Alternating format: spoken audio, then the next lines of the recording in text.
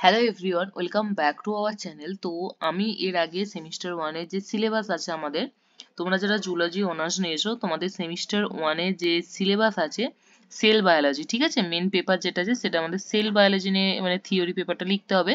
তো এইটা নিয়ে আমি আগে একটা ভিডিও বানিয়েছিলাম, তবুও তারপরেও তোমাদের বেশ কিছু জনের ডাউট রয়ে গেছে। অনেক কিছু তোমরা জিজ্ঞাসা করছিলে যে ম্যাম সিলেবাসে যে চেঞ্জ এসেছে ওটা একটু বলে দিন না, বুঝতে পারছি না। তো সেই কারণের জন্য আজকের ভিডিওটা করা। তো তোমাদের সেমিস্টার ওয়ান যারা মানে এই নিউ একদম ভর্তি হয়েছে জুলজি অনার্সে সেমিস্টার ওয়ান দেবে, তো তোমাদের ফার্স্ট যে পেপারটা দিতে হবে সেটা হচ্ছে সেল বায়োলজি। ওকে, আমরা একদম বেসিক থেকে মানে শুরু করেছি, আমরা পুরোটা এখানে সেল নিয়ে জানবো। তো এইখানে আমাদের টোটাল হচ্ছে সিলেবাসের মধ্যে টোটাল হচ্ছে 8টা ইউনিট আছে। টোটাল আমাদের 8টা ইউনিট আছে। এবার চেঞ্জ যেটা এসেছে সেটা হচ্ছে ইউনিট 6 আর 7 এ। ওকে, তো আগে মানে সিসিএফ তো 2 বছর হলো চালু হয়েছে, তোমাদের আগে 2 বছর আছে, 2023 আর 2024, আর তোমরা তো হচ্ছে 2025-এর ব্যাচ।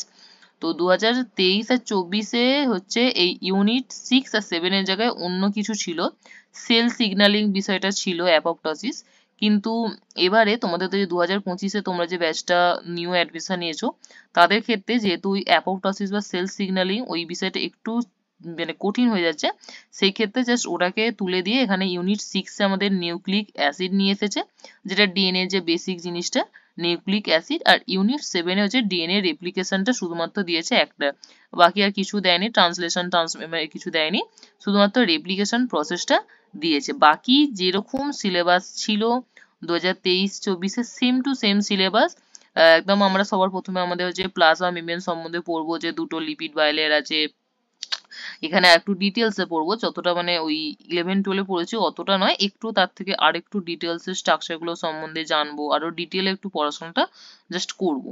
ওকে, তো আর ইউনিট 2-তে যেগুলো আছে অর্গানালস গুলো আমরা পড়বো, আর এন্ডোপ্লাজমিক রেটিকুলাম, লাইসোজোম, মাইটোকন্ড্রিয়া, ঠিক আছে, তারপরে যে আমাদের এই যে এটিপি যে সিনথেসিস হচ্ছে, এটিপি যে সিনথেসিস ওটা নিয়ে পড়বো, তারপরে ইটিসি নিয়ে একটু পড়বো। ওকে, তারপরে সাইটোপ্লাজমিক অর্গান 3 নম্বরে তো আমরা জানি যে সাইটোপ্লাজমিক অর্গানালস গুলো আছে। ওকে, এইখানে যে সেল বায়োলজি অ্যাকচুয়ালি আছে এটা একদম বেসিক যেটা আছে, যেটা আমরা হয়তো যে কেউ যদি ক্লাস 11-12-এ যদি এনসিইআরটি পড়ে থাকে তার কাছে পুরোটাই সহজ, কারণ এনসিইআরটিতে পুরো মানে এনসিইআরটি হচ্ছে কনসেপ্ট ক্লিয়ারের জন্য বেস্ট হচ্ছে এনসিইআরটি বুক। মানে জাস্ট নর্মাল কনসেপ্ট তুমি যদি ক্লিয়ার করতে চাও এনসিইআরটি বুকটা জাস্ট রিডিং পড়তে পারো, স্লোলি কনসেপ্ট ক্লিয়ার হয়ে যাবে। তো সেল বায়োলজির জন্য যে কেউ যদি মানে বেসিক থেকে কনসেপ্ট ক্লিয়ার করতে চায় তো 11-এর এনসিইআরটি বইটা পড়তে পারে, ভালো কনসেপ্ট ক্লিয়ার হয়ে যাবে।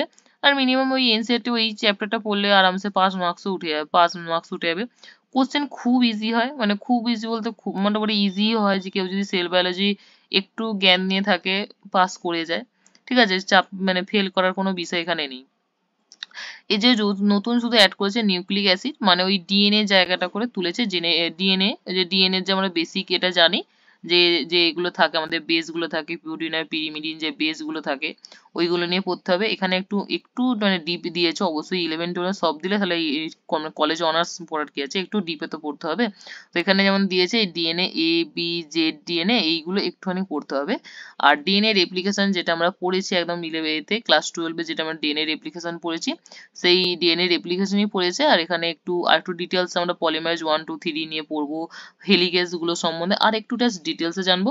আর ইউনিট 8-এ মানে ইউনিট যে 8 আছে সেটা হচ্ছে টুলস টেকনিক, যেটা হচ্ছে আমরা এই টুলস গুলো ব্যবহার জানবো, যে কোন টুলসটা কোন কিসের ক্ষেত্রে ব্যবহার করব, কি করে আমাদের যে আমাদের সব থেকে ইম্পর্টেন্ট হচ্ছে এসিএম আর টিইএম, সেম আর টেম, এর মধ্যে এই দুটোর মধ্যে যে কোনো একটা আসে সেম টেম, নয় 2 নম্বরে নয় পার্থক্য আছে কিছু একটা। ঠিক আছে, তো এই হচ্ছে আমাদের সেমিস্টার ওয়ানের হচ্ছে যে সিসি পেপার বা থিওরি পেপার, তার সিলেবাস হচ্ছে সেল বায়োলজি। এবার একজন আমাকে প্রশ্ন করেছিল যে মাইনরের সিলেবাসে কি চেঞ্জ এসেছে। মাইনর আর অনার্স বা মেজর যেটা দুজনের ক্ষেত্রেই সিলেবাস সেম, শুধুমাত্র ল্যাঙ্গুয়েজ ডিফারেন্স, সেটা হচ্ছে যে যারা অনার্স তারা হচ্ছে পুরোটাই ইংলিশে লিখবে, কোনো বাংলার কোনো এখানে গল্প নেই।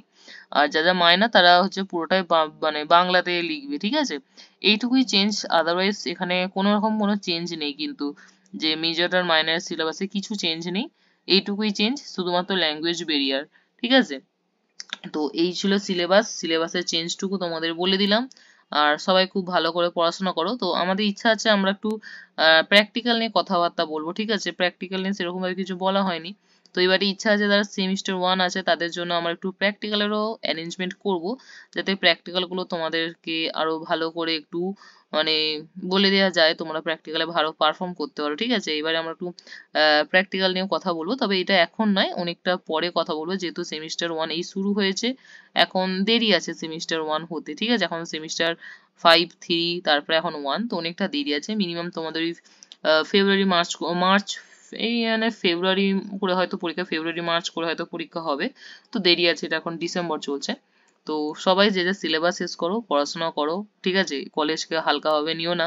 ওই বেশি অনেকে কলেজ উঠে বেশিরভাগ সবার এটা হয়, একদম কলেজ পড়তে হয় নাকি, বেরিয়ে যাবে সেমিস্টার পেপারে মানে পাস তুলতে। ঠিক আছে,